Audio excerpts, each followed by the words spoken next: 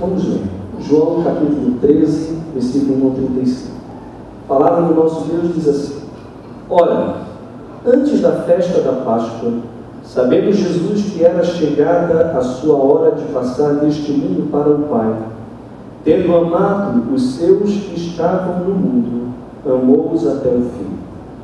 Durante a ceia, tendo já o diabo posto no coração de Judas Iscariotes, filho de Simão, que traísse a Jesus, sabendo este que o Pai tudo confiara às suas mãos, e que ele viera de Deus e voltava para Deus, levantou-se da ceia, tirou a vestimenta de cima, e tomando uma toalha, cingiu-se com ela.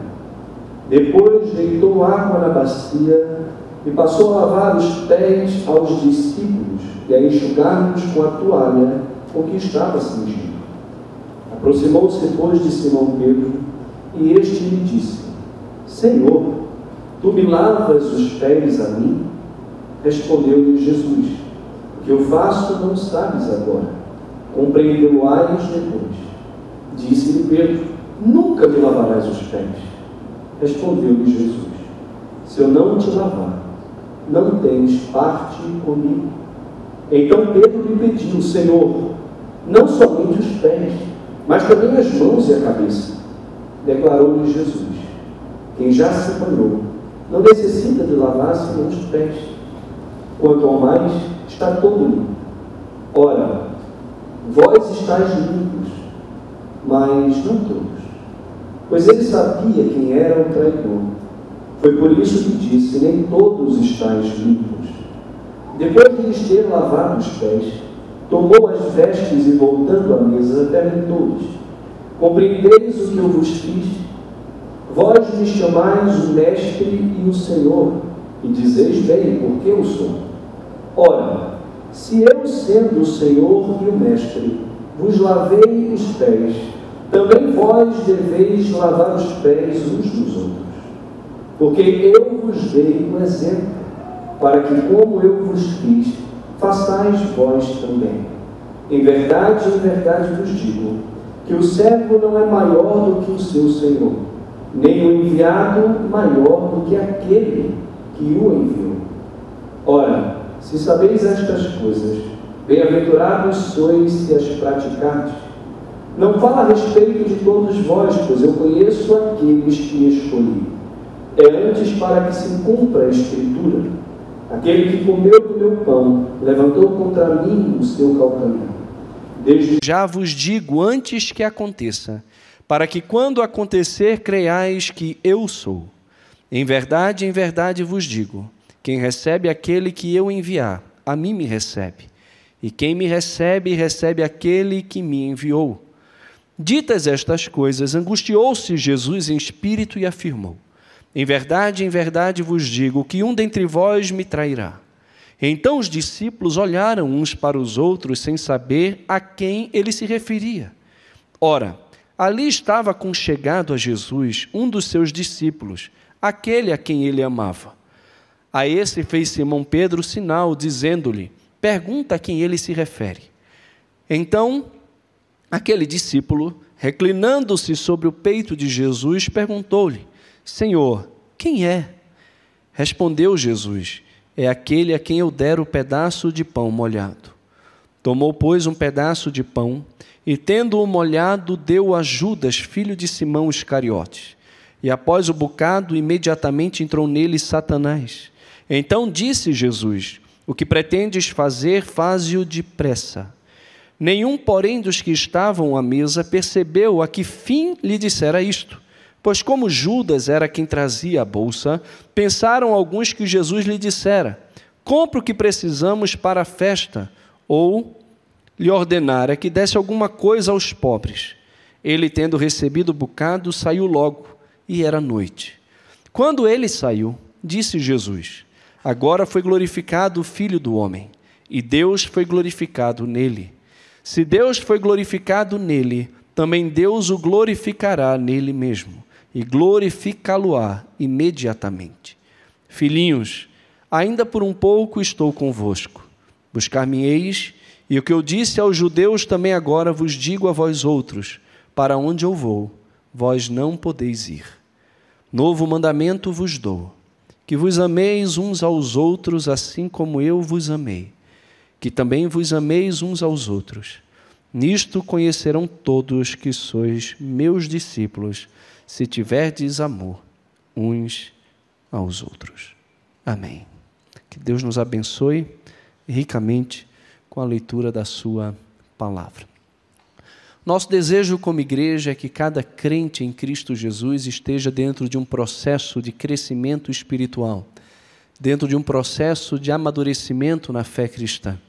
Entendemos que para isso acontecer, é necessário que o discípulo de Jesus esteja em constante celebração a Cristo, que ele viva uma vida de adoração ao nosso Deus por intermédio de Jesus. Nós conversamos hoje pela manhã que o centro da teologia do apóstolo Paulo, muito provavelmente, é a glória de Deus em Cristo. Em Filipenses, no capítulo 2, do versículo 5 em diante, o apóstolo Paulo fala sobre a importância de termos em nós o mesmo sentimento que também houve em Cristo Jesus. Pois ele, subsistindo em forma de Deus, ele não julgou como usurpação ser igual a Deus. Antes, a si mesmo se esvaziou, assumiu a forma de servo, tornou-se semelhante aos homens e, reconhecido em figura humana, a si mesmo se humilhou e foi obediente até a morte e morte de cruz. Pelo que também Deus o exaltou sobremaneira e lhe deu o nome que está acima de todo nome, para que ao nome de Jesus se dobre todo o joelho, no céu, na terra e debaixo da terra, e toda língua confesse que Jesus Cristo é o Senhor, para a glória de Deus Pai. A igreja existe para a glória de Deus, e Deus é glorificado quando o seu Filho é exaltado no meio da sua igreja. Então, quando a igreja confessa Jesus como Senhor, quando a igreja se prostra diante de Jesus e o adora, Deus é glorificado em Cristo. Por meio de Cristo, Deus recebe a glória devida ao seu nome. Nós, como igreja, como discípulos de Jesus, vivemos em adoração a Ele, para que o nosso Deus seja glorificado constantemente através das nossas vidas. Entendemos também que para um processo de crescimento espiritual, é necessário que a igreja esteja vinculada em amor. Os membros da igreja, os membros do corpo, precisam estar ligados uns aos outros numa vida comunitária, onde cada membro do corpo é responsável diretamente, principalmente pela edificação e pelo cuidado mútuo. Por isso temos trabalhado no meio da semana, por meio dos pequenos grupos, criando oportunidade para que os membros da igreja possam estar vivendo na vida uns dos outros e desfrutando dessa comunhão bendita. Em terceiro lugar, entendemos que para crescermos espiritualmente, é necessário aprendermos da palavra de Deus. Precisamos nos instruir mutuamente em toda a sabedoria e entendimento espiritual. Por isso, escola bíblica dominical, por isso congressos, por isso treinamento, por isso todo investimento na instrução bíblica, no discipulado, no aconselhamento, para que os irmãos possam conhecer a palavra de Deus e não serem como meninos, agitados de um lado para o outro por qualquer vento de doutrina.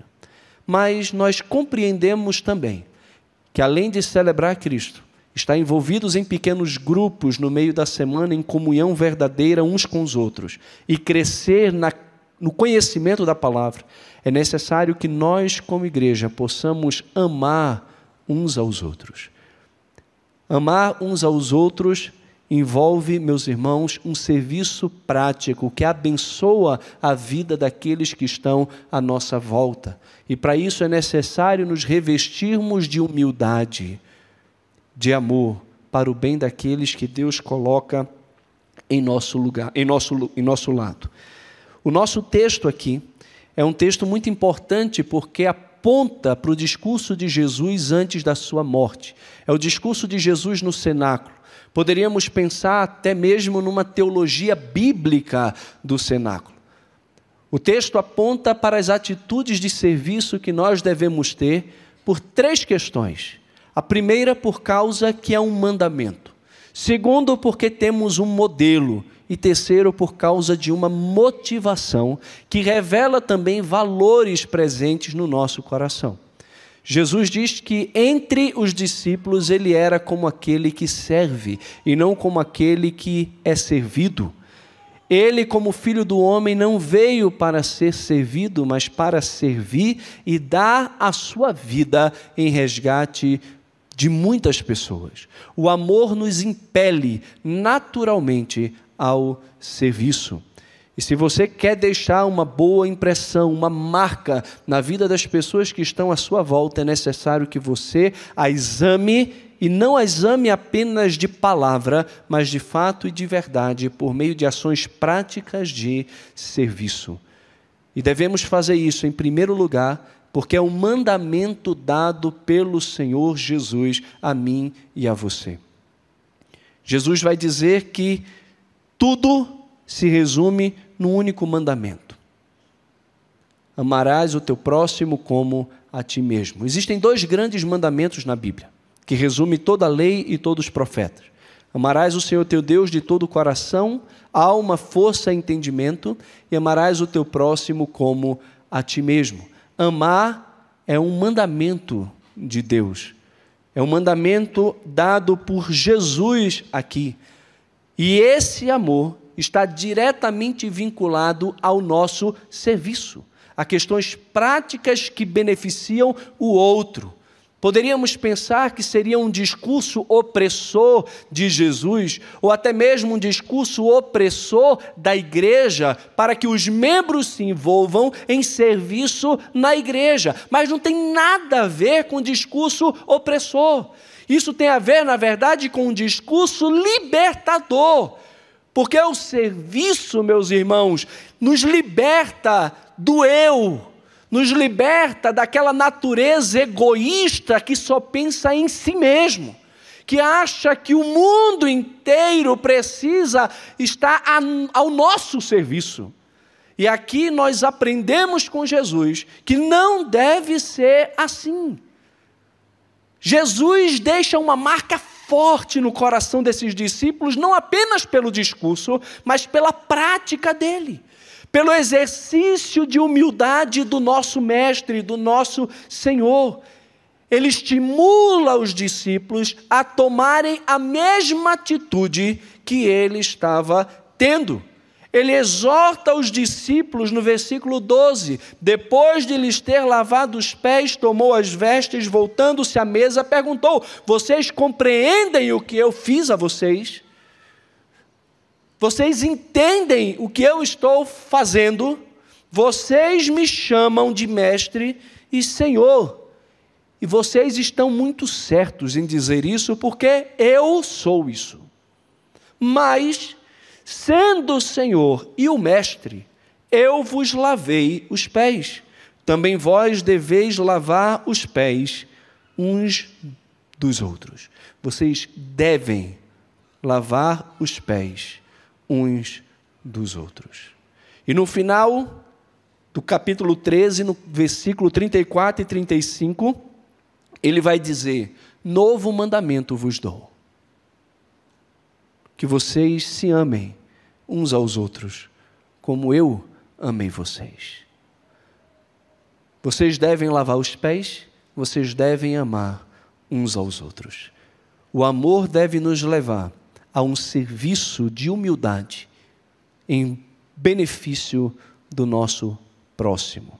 Alguns entendem que isso aqui é um sacramento dado por Jesus à igreja. A Igreja Católica Romana, uma vez por ano, o Papa, ele se cinge com uma toalha e lava os pés de 12 líderes, representando então os 12 apóstolos de Cristo, ou os 12 discípulos aqui do nosso Senhor Jesus. Algumas igrejas ortodoxas também entendem o lava-pés como um sacramento. Algumas igrejas evangélicas também compreendem essa palavra de Jesus como um mandamento. Eu concordo com o pastor Augusto Nicodemos de que isso aqui não é uma ordem ou um mandamento de Jesus para que a igreja faça isso como um sacramento. Isso está muito relacionado à cultura da época. Nós não temos nenhuma exortação no livro de Atos e não temos nenhuma exortação em nenhuma das epístolas dos apóstolos para a igreja, exortando a igreja à prática do lava-pés. Temos sim uma exortação de Paulo para ajudar as viúvas que lavaram os pés aos santos. Mas isso não quer dizer lavar os pés dos santos como um ato de sacramento, mas sim como mulheres que exerciam ou que possuíam o dom e a virtude da hospitalidade. Era normal uma pessoa que era recebida por outra pessoa na sua casa receber uma bacia com água a fim de lavar os pés para entrar na casa e principalmente para se purificar antes das refeições, um costume comum dos judeus.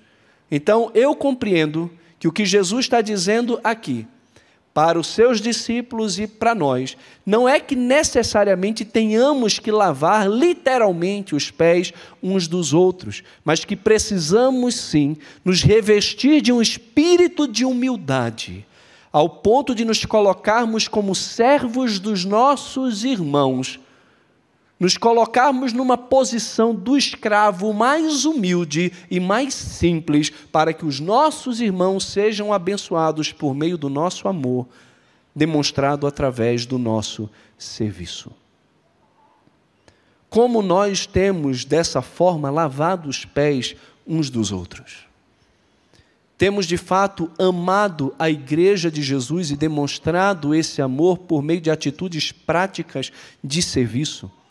Falamos no domingo passado que a igreja, como corpo de Cristo, ela está, em primeiro lugar, debaixo de uma autoridade.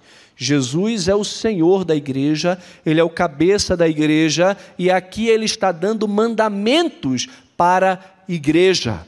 Ele está dando uma ordem para os seus discípulos. Eles devem lavar os pés uns dos outros.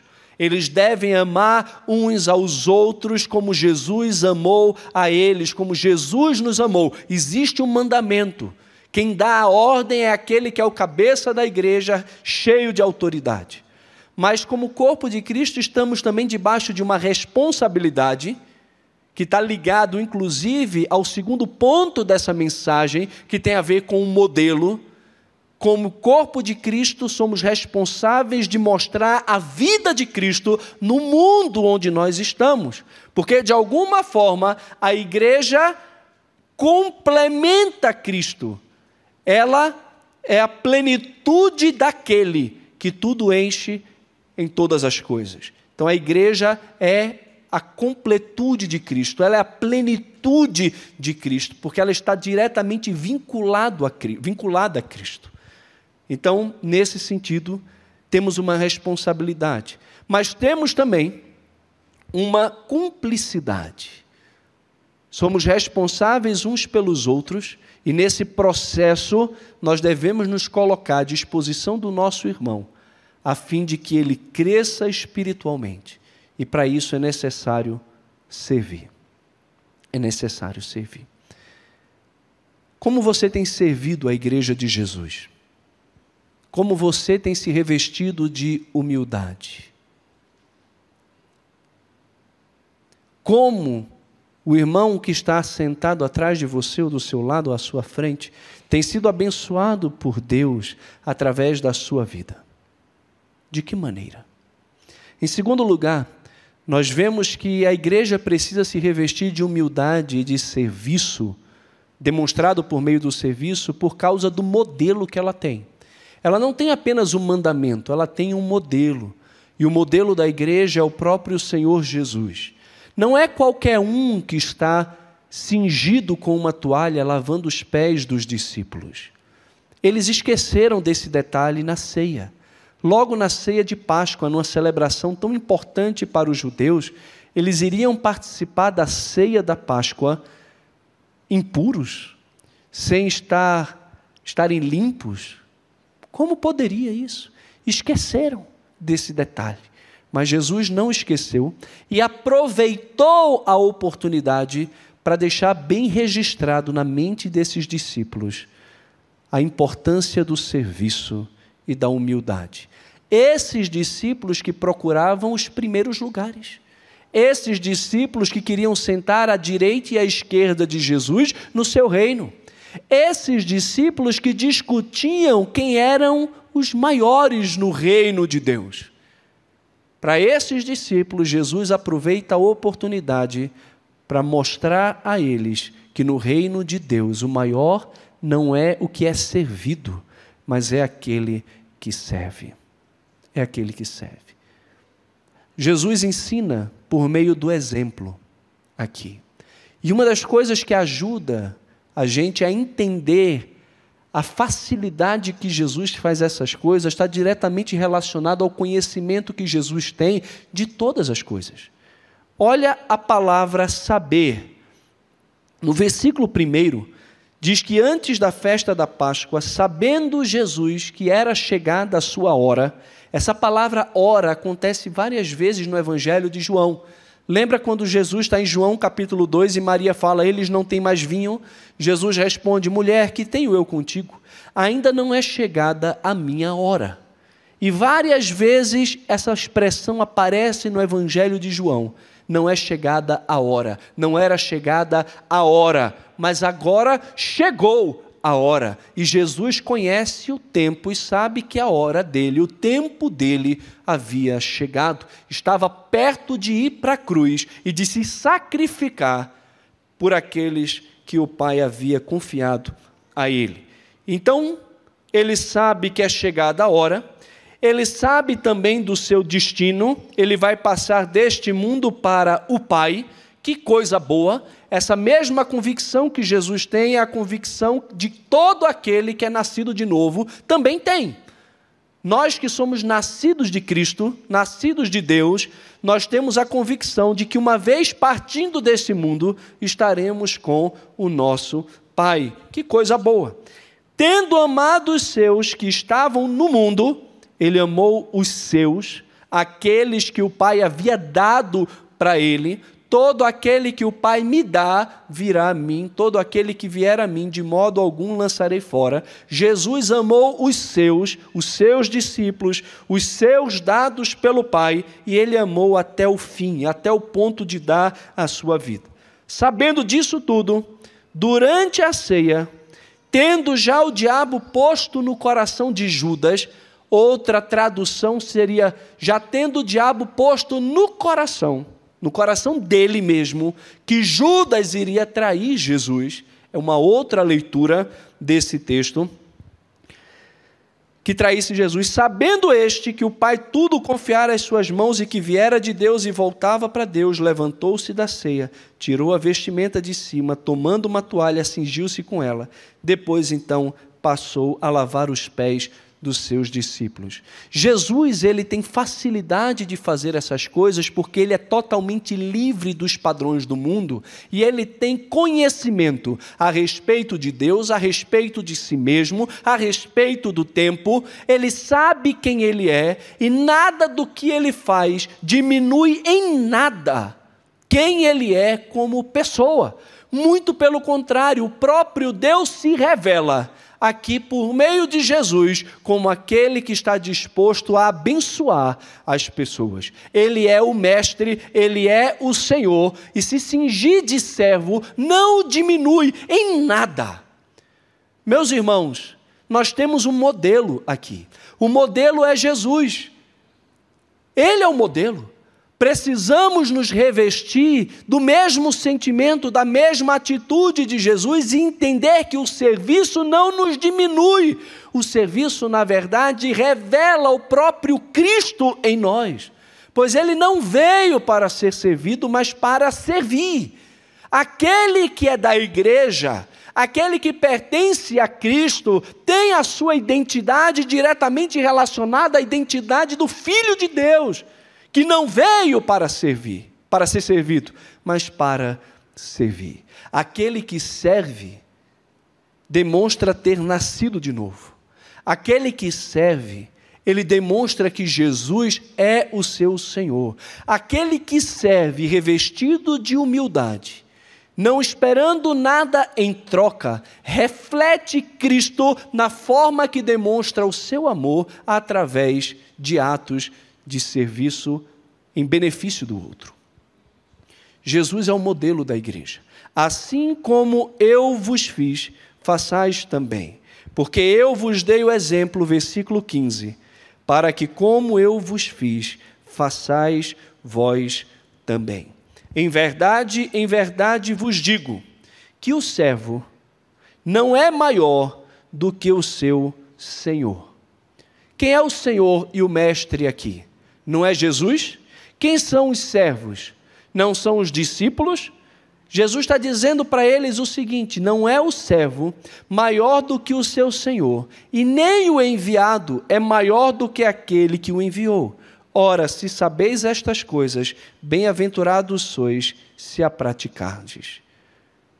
Aquele que não serve, ele se coloca numa posição superior a Jesus.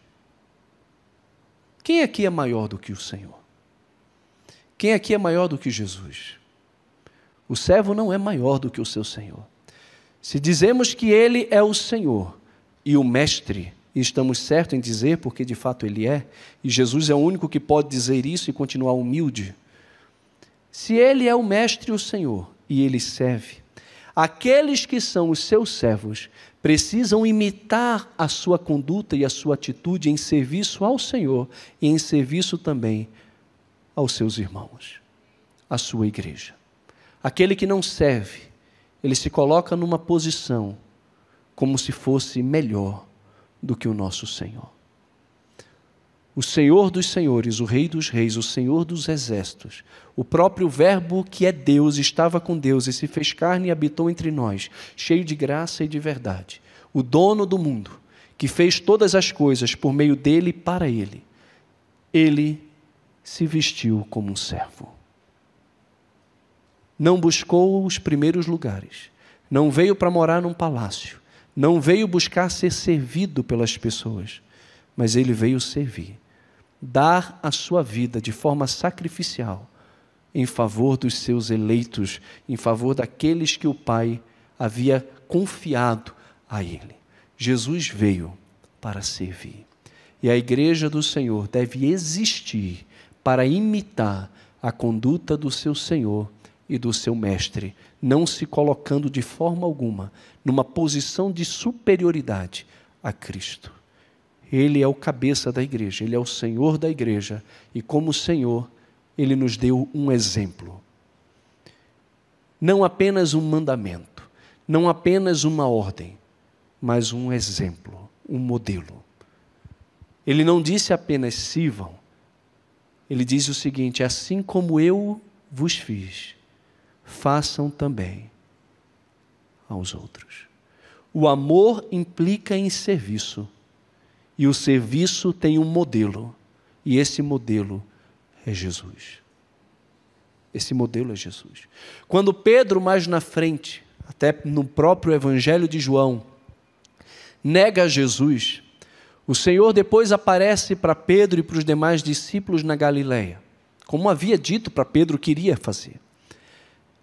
Pedro, então, reconhecendo que é Jesus que está na praia, ele pergunta, vocês têm algum peixe aí? Temos nada, o mar não está para peixe. Do outro lado tem peixe.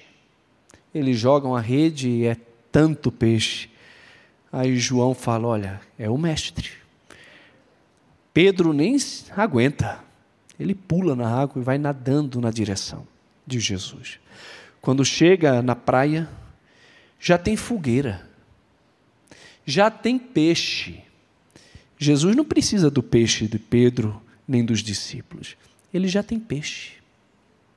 Ele espera os outros chegarem, eles sentam em volta da fogueira, e depois de um bom churrasco, não sei de que tipo de peixe, Jesus se volta para Pedro e diz: Pedro, tu me amas? Senhor, tu sabes que eu te amo. Pedro, pastoreia as minhas ovelhas. Passa um tempo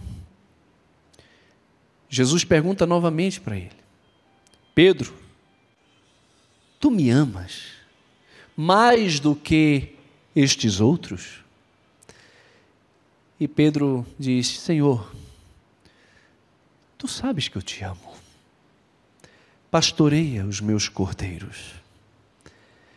Pela terceira vez, Jesus pergunta a Pedro: Pedro, tu me amas?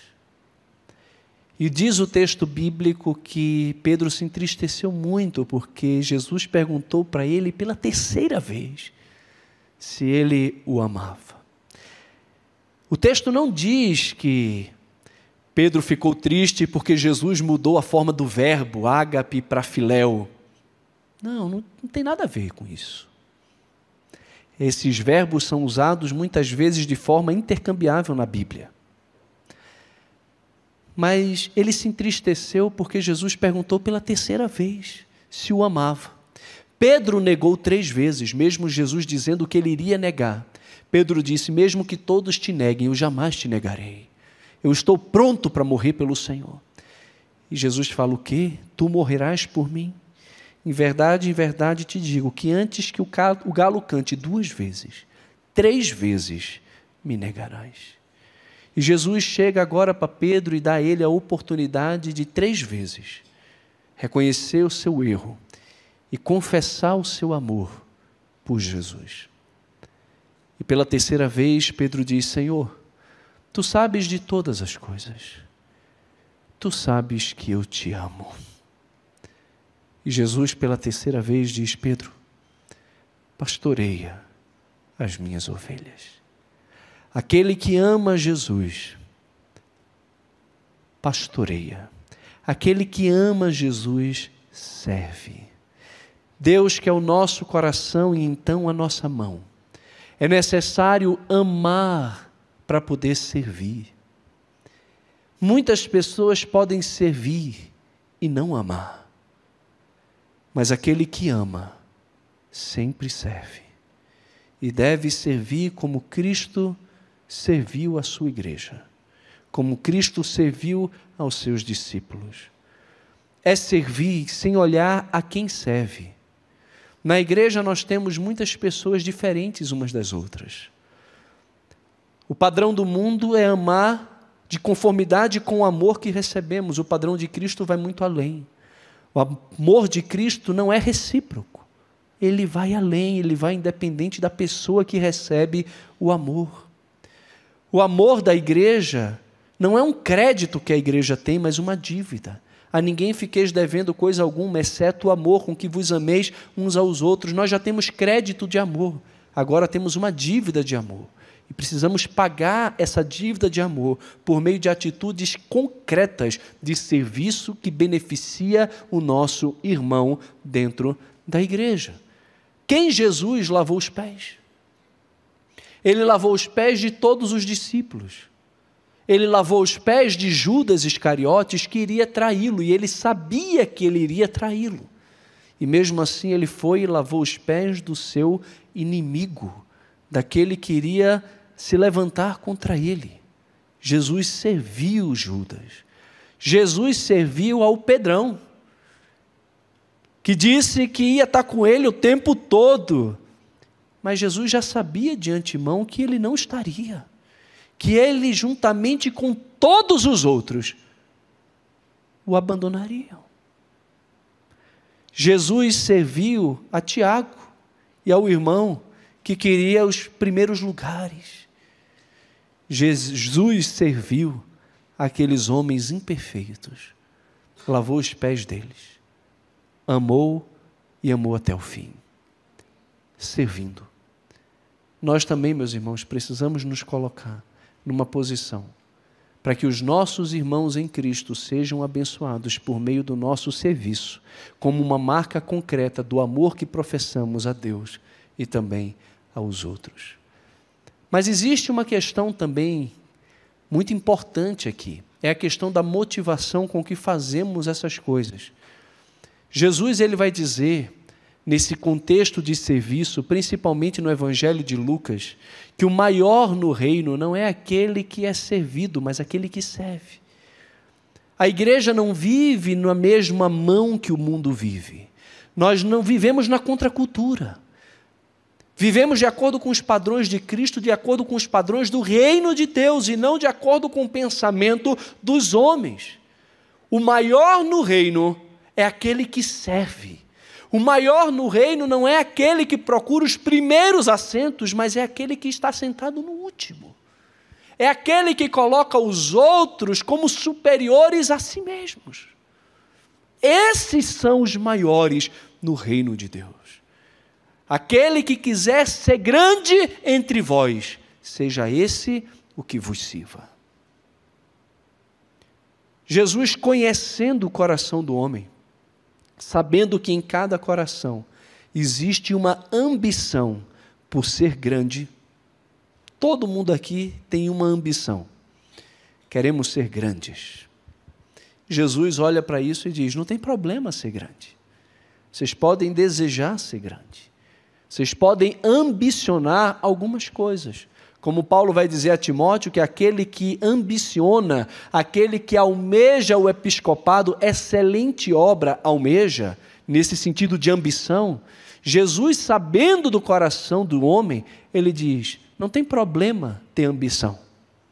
A questão é o padrão, a questão é a motivação de vocês. E a motivação de vocês é receber glória dos homens e não glória de Deus. Vocês querem a aprovação dos homens, mas não a aprovação de Deus. Vocês valorizam o reino dos homens, mas não o padrão do reino de Deus. E o padrão do reino de Deus é totalmente diferente do padrão do reino dos homens. O padrão do reino de Deus é que o maior não é aquele que é servido, mas é aquele que serve e dá a sua vida em benefício do outro. Esse é o grande no reino de Deus. É o que serve. Jesus, o cabeça da igreja, o Senhor da igreja, o dono absoluto da igreja, nos dá um mandamento. Nos dá um modelo, que é Ele mesmo. E tenta ajustar as nossas motivações, mostrando para mim e para você que se quisermos ser grandes, precisamos nos enxergar como servos. Não tenham em vista aquilo que é propriamente de vocês, e sim cada qual também o que é dos outros. Não busque apenas aquilo que é do seu interesse. Considerem os outros superiores a si mesmos. Tenham em vocês, tenhamos em nós, o mesmo sentimento, a mesma atitude que também houve em Cristo Jesus. Pois Ele, subsistindo na forma de Deus, não julgou como ser igual a Deus, algo que Ele devesse se apegar. Mas o que é que Ele fez? Ele, a si mesmo, se esvaziou. Ele assumiu a forma de servo. Tornou-se semelhante a nós. Imagina isso. O Deus de todo o universo, Criador de todas as galáxias, de todas as estrelas, que Isaías diz que conhece todas elas pelo nome. O Deus de todo o mundo, Ele se tornou semelhante à sua criação. E reconhecido em figura humana, a si mesmo se humilhou. É uma humilhação para Deus se tornar como eu e você. Mas Ele fez isso porque quis. Ele se esvaziou. E quando esteve entre nós, como homem, numa forma humilhante para Ele, Ele foi obediente. Ele soube se submeter aos mandamentos e às ordenanças do Pai para Ele. E foi obediente não ao ponto de se vestir como um servo e lavar os pés dos discípulos, mas Ele foi obediente até a morte, e uma morte de cruz, uma morte terrível. Alguém disse que quem morria uma morte de cruz morria 1000 mortes. Foi obediente até a morte e morte de cruz. Mas o que é que aconteceu? Por causa disso, Deus o exaltou sobremaneira e lhe deu o nome que está acima de todo nome, para que ao nome de Jesus se dobre todo o joelho no céu, na terra e debaixo da terra, e toda língua confesse Jesus Cristo como Senhor, para a glória de Deus Pai. A Bíblia deixa muito claro que Deus exalta os humildes e abate os soberbos.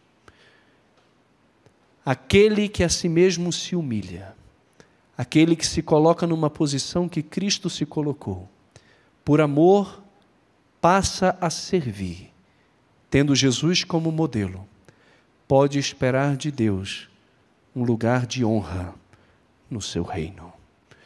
Você será grande no reino de Deus, muito grande. Por que devemos nos revestir de humildade, demonstrando essa humildade através do serviço? Em primeiro lugar, porque é um mandamento. Em segundo lugar, porque temos um modelo. Em terceiro lugar, porque temos as nossas motivações reajustadas pelo padrão do reino de Deus. Agora, para terminar, eu tenho uma pergunta para você. Você veio para cá, para a igreja. Você já tomou banho? Como assim, pastor? Está me chamando de fedido? Não. Esse texto, ele nos ensina riquezas profundas nessa questão do serviço. Jesus deixa uma marca clara na nossa vida em relação à sua atitude serviçal. Mas existe também uma realidade teológica muito profunda nesse texto, que aponta para um lavar regenerador de Jesus na vida dos seus discípulos. Quando Jesus chega para Pedro e ele fala: Senhor, tu vais lavar os meus pés? Ele disse: olha, o que eu estou fazendo agora você não compreende, você vai compreender isso depois. Aí Pedro fala: você nunca vai lavar os meus pés. Que absurdo é esse? Nunca, não deixo. E Jesus chega para ele: ó, se eu não lavar os teus pés, tu não tens parte comigo. Tá doido? Então lava a mão, lava a cabeça e lava mais o que o senhor quiser. Eu quero ter parte com o senhor de todo jeito. E Jesus diz: olha, aquele que já se banhou não tem necessidade de se banhar novamente, senão de lavar os seus pés. Vós já estáis limpos, mas nem todos. E ele sabia quem era o traidor. Ele sabia quem dos seus discípulos estava ali, parecia que tinha tomado banho, mas estava fedendo. Às vezes nós nos acostumamos a vir na igreja, e todos os domingos sentamos nos bancos e nos mesmos bancos. Isso para o pastor é uma bênção. Eu estou aqui, eu procuro o Robson, eu olho para cá. Se eu quiser olhar para o Adão, eu tenho que olhar para lá. Né? Se eu quiser olhar para o irmão Danilo, tem que ser lá atrás. Né? Para a família do Délcio, é para lá. Simone e Sérgio é naquele banco. Se você mudar de banco, eu vou olhar e vai dizer: o Adão nem veio no culto. O Adão estava aqui. Não veio porque ele não está no lugar dele. A gente se acostuma a vir, tomar banho, passar perfume, colocamos uma boa roupa, estamos aqui. Parece que somos todos discípulos de Jesus. Mas a verdade é que nem todos tomaram banho. Estão presentes, estão ouvindo Jesus, estão participando do culto, mas às vezes não estão limpos. E é necessário estar limpo. Você precisa se banhar. A referência de Jesus a essa passagem aponta para o lavar regenerador do Espírito Santo na vida daquele que crê em Jesus. Todo aquele que crê em Jesus tem os seus pecados perdoados, seu coração é purificado e ele tem a vida eterna. Judas não tinha vida eterna. Ele não passou por um processo de regeneração. Ele estava com Jesus, mas não cria em Jesus. Ele estava com Jesus, mas quem estava no coração dele era Satanás e não o Espírito. E veja que Satanás entra em Judas e ele não fala com voz diferente, ele não sai espumando e nem se debatendo no chão. Ele sai de um culto, de uma celebração religiosa para trair Jesus. Aqueles que não são lavados por Jesus podem vir aos cultos, pode. Mas o coração está premeditando como vai trair Jesus assim que sair por aquela porta.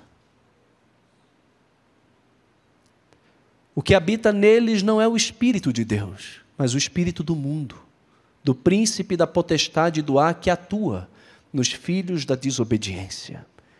Esses não foram banhados por Jesus, não foram.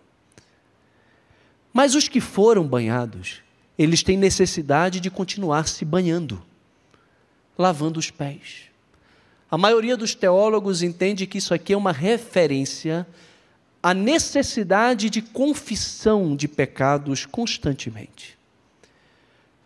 Já fomos banhados, estamos limpos, não estamos debaixo de nenhum tipo de condenação, mas se quisermos ter parte com Jesus, comunhão com Jesus, é necessário lavarmos os nossos pés, constantemente, constantemente.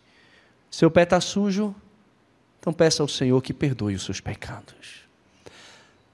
Nas suas andanças por esse mundo mau, de alguma forma você tem sujado os seus pés.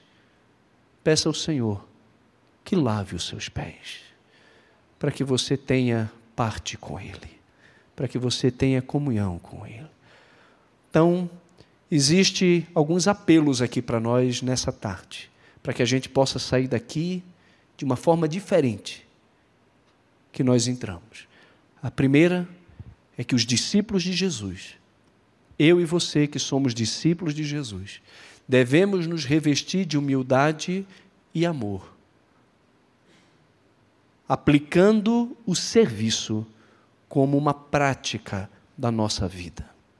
Porque é um mandamento, porque Jesus nos deixou um modelo e porque Jesus mexeu com as nossas motivações, demonstrando que no reino do Pai, no reino de Deus, o maior é o que serve e não o que é servido.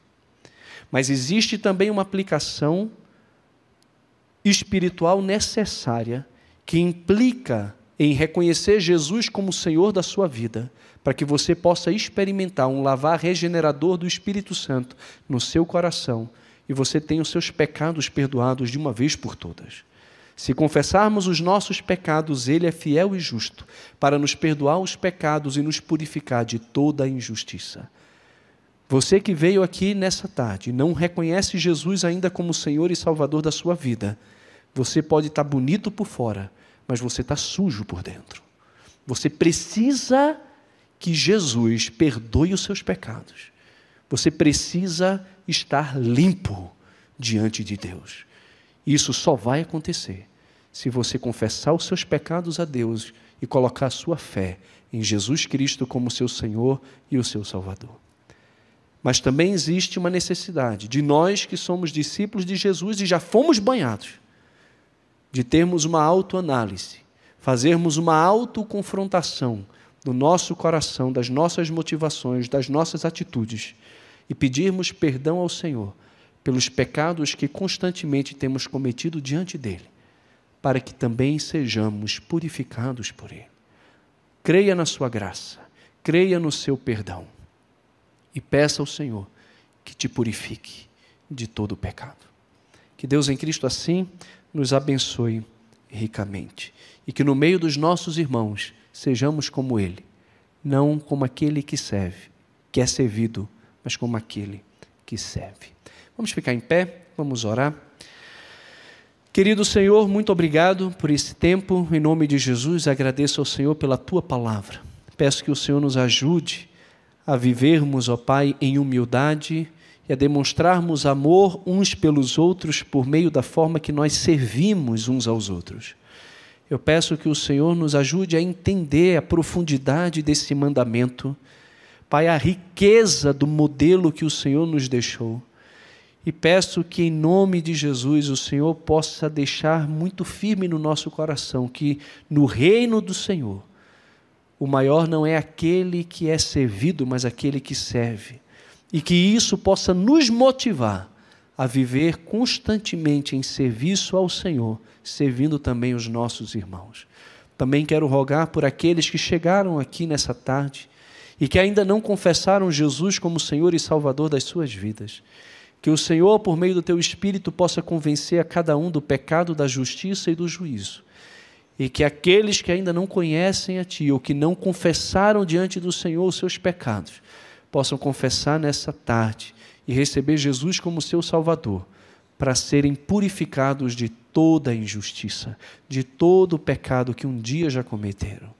E a nós, Senhor, que estamos aqui reunidos como discípulos do Senhor, e que temos sujado os nossos pés, Pai, na nossa caminhada por esse mundo, que o Senhor nos limpe, para que tenhamos parte contigo. Queremos ter intimidade com o Senhor. Essa é a minha oração, Pai.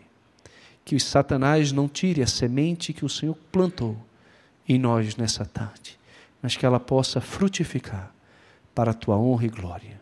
No nome de Jesus que eu oro. Amém e amém. Irmãos, que a graça do nosso Senhor Jesus, o amor de Deus, o nosso Pai, a comunhão, o consolo e o poder do Santo Espírito de Deus esteja sobre cada um de nós, até o dia bendito e glorioso, quando estaremos para sempre com o nosso Senhor. Amém e amém.